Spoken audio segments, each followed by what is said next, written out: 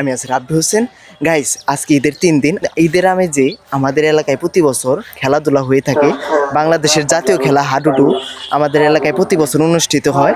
আর এই বছর অনুষ্ঠিত হয়েছে। এখানে আমার নানাই খেলতেছে। আমার নানার বয়স প্রায় 80 বছর, তাও উনি সুন্দর খেলতে পারে। আর আমাদের এখানে প্রতি বছর ছোট থেকে বাচ্চাদের সবার খেলা হয়, কিন্তু এইবার শুধু হাডুডু খেলাই হইতেছে। তো চলো দেখি। Oke, rakuin deh sain. Dadah, ভাই।